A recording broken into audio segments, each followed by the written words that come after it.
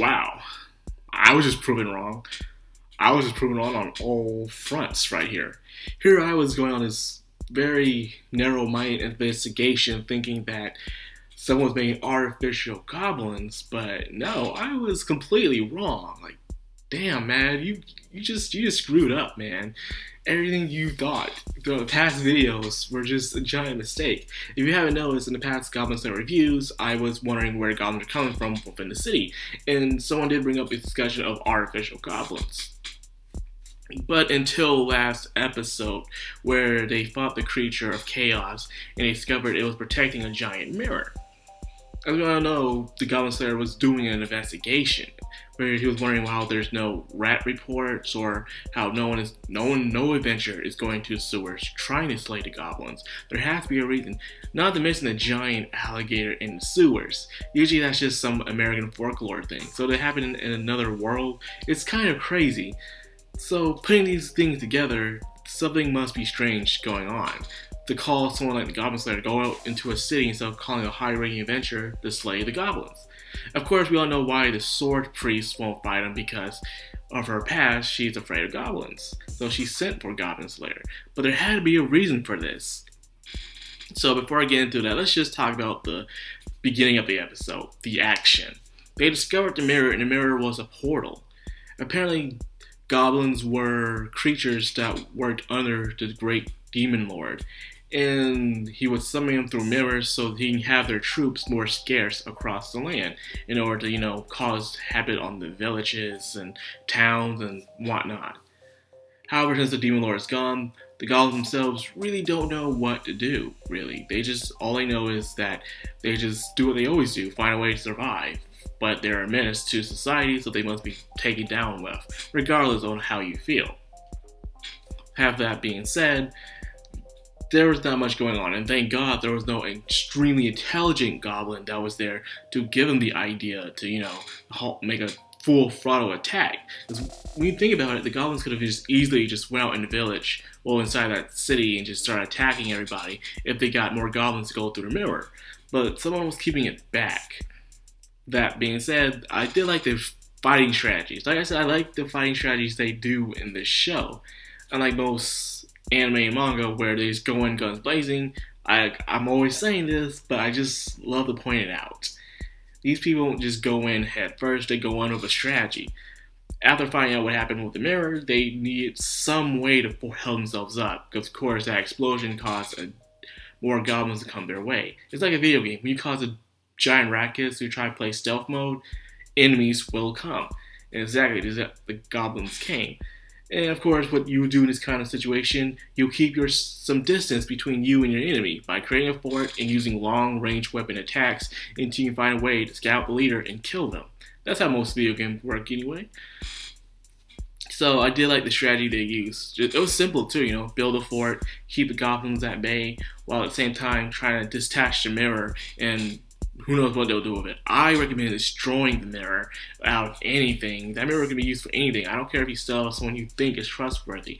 Something could happen and someone will use that mirror for the wrong reasons. So I would immediately destroy it on impact. It was me, but I guess they want to get some money out of it just in case. But however, the mirror was destroyed though. Not because they wanted to be destroyed, only because Goblin Slayer has reckless actions that could have gotten them killed, but they weren't directly under the city, but instead it was a church. So thank goodness for that. Now let's go back to the sword priest girl I was talking about earlier, sword maiden. Turns out the alligator she used was actually a familiar that was created through the power of God by the sword priestess. She's using it as a guardian to protect the sewers. So that pretty much asks why. That pretty much sums up why there was no one going under the sewers. It was because that there was no need to. The alligator would take care of everything. It would just go in and start killing up all the goblins, no matter how big or small. So it still doesn't really answer the question, why was Goblin Slayer there then? Well, I guess it was more of emotional support kind of thing.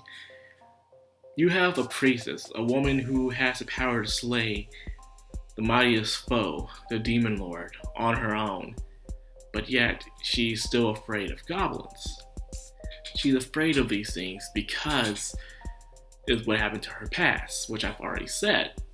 But it wasn't enough just killing through alligator. She needed something like a closure image, in a way you could say.